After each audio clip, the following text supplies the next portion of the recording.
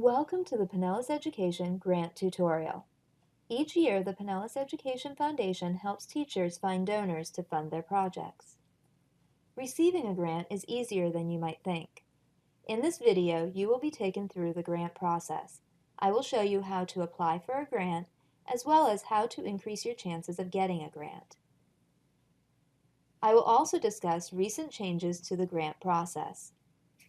To get started, go to fundaclassroom.org. If it is your first time applying, you will need to register with your Pinellas County Schools email address. Once you are registered, log in. Click Add Grant Request, then complete the information. When completing your request, keep the following tips in mind.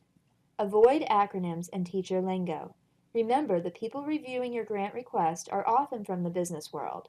They are not familiar with the education acronyms and terms such as Title I, so make sure to spell out the acronym or give a brief description. Be specific. The more information you provide, the more likely you are to receive a grant. Check your spelling and grammar. You are an educator. People will judge you based on your writing, so make sure to check your spelling and grammar before submitting. State what you will achieve and how you will track it. If you are asking for technology, it must be technology that the district currently supports. For example, the district does not have anyone who works on HP computers, so you cannot purchase an HP. You also need to make sure to explain how it will enhance your classroom and how it will benefit your students. Finally, make sure to clearly define your budget item by item. A winning proposal will capture the reader's attention and tell the funders who you plan on serving, what you plan on accomplishing, how it benefits your students, and how you plan on using the grant to accomplish your goal. Let's start with the title. First impressions count. The first thing a donor will do when searching for a grant to fund is look at the project title. A clear title makes it easy to determine if you are a fit for a specific donor or grant. For example, if the donor was a previous language arts teacher who wanted to give money to help students become better writers, the donor may click on the third project in this list to learn more. What if the funder was Achieva Credit Union and they wanted to fund a grant dealing with financial literacy? Which of the following would appeal to them more? Achieving financial success using iPads or Need a Classroom iPad? The title, Achieving Financial Success Using iPads, is specific. We know the purpose of the grant. What is the purpose of the request on the right?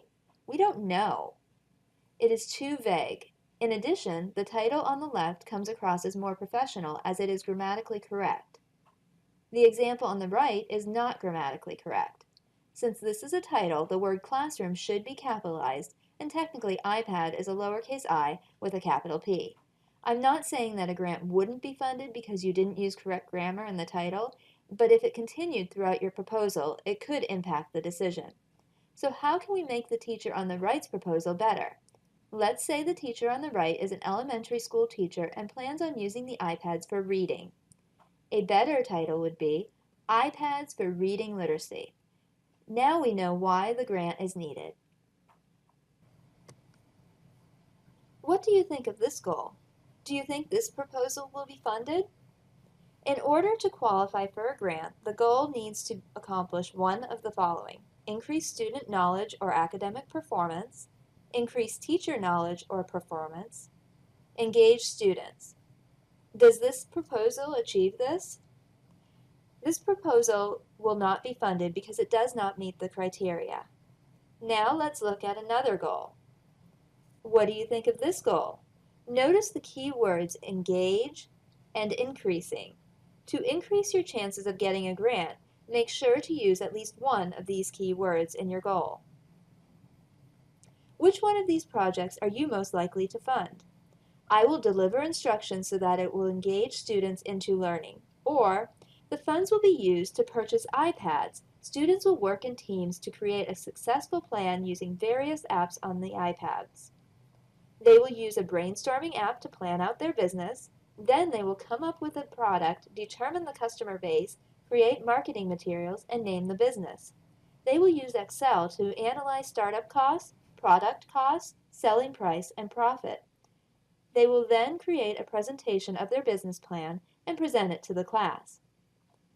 Although the one on the left uses the word engage, it is not specific enough. It leaves us wondering, what will you be doing to increase engagement with the iPads? On the other hand, the one on the right gives us a very clear sense of what the teacher will be doing with the iPads. You can see how this activity would be engaging for the students. It is clear that this teacher has a clear vision and will put the iPads to good use. Which of these proposals answers the question, how will your students benefit from the project? My students don't have this at home, or not only will students get a better understanding of the real-world marketplace, but they will enhance their financial literacy while practicing reading, writing, math, and technology skills. Becoming aware of how these subjects are used in everyday life enables them to visualize how they can take ownership of their own financial destiny and motivates them to be an active participant in the learning process. For the most part, teachers find this section easy to fill out. However, when making requests for technology, field trips, or classroom supplies, teachers often revert to saying they don't have this at home, or they will not have this opportunity. The example on the right persuades the reader that the iPads are necessary. Here is a request for classroom supplies that was approved. We all know that being prepared for class is the key to student success, so classroom supplies are important. This teacher states that on the benefits section by saying that when students have the supplies they need, they feel prepared in class and ready to participate actively in their education. Having classroom supplies takes the worry off their minds when they would otherwise be distracted by being unprepared. Here is another example. In this example, the teacher is requesting funds for a field trip to Astroskate. But while at Astroskate, the students will be engaging in STEM activities. This teacher states that the field trip will show students how Astroskate uses science, technology, and engineering to run their fun centers. The students will also solve real-world math problems that would occur every day in the skating centers. When it comes to disadvantaged youth, teachers often want to provide students with experiences that they would not otherwise have. If you're requesting funds for a field trip, Google educational experiences at the place you plan on visiting to get ideas on how to word your request. Describing your students may seem relatively straightforward. However, we want to know more than just how many students are there and what grade are they in. Tell us about their demographics. The description on the right tells us that the majority of these students are from low-income homes and that 10% are ESOL students and 10% are ESE students. Notice that the acronyms and terms are spelled out in parentheses. If there was a high minority population, you would want to include this as well. All of these demographics come into play when making a decision as to whose grant to fund. After submitting your grant, follow up with your principal to make sure it is approved. Your principal will receive an email asking for approval. Once your principal approves your request, you can promote your application through social media by using the URL. The Pinellas Education Foundation has been working with Pinellas County Schools to make it easier to make purchases once your grant has been funded. For those of you who have received funds in the past, the process has changed. You will now receive an email notification when your grant has been funded. The funds will be sent to the Special Projects Office, and they will contact you to provide instructions on how to access these funds.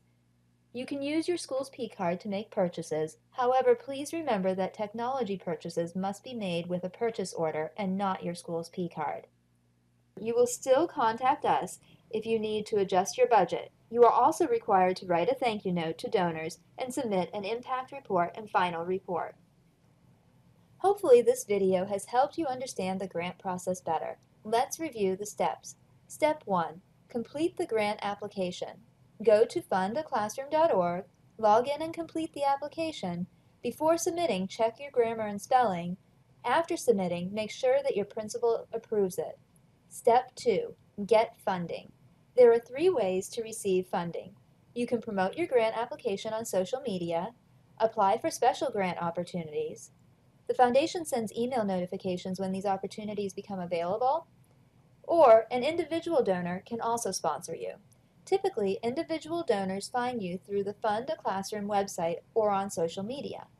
Step 3. Once you receive funding, you can use your school's P-card to make purchases. However, technology must be purchased through a purchase order. Special projects will notify you to inform you of how to access your funds. Remember that all purchases are the property of the school. Make sure to write a thank you note to your donors. And after completing your project, you will need to submit an impact report and final report. This completes the Pinellas Education Foundation's grant video. If you have any questions, please feel free to contact Donna Barnes at donna.barnes@pinellaseducation.org.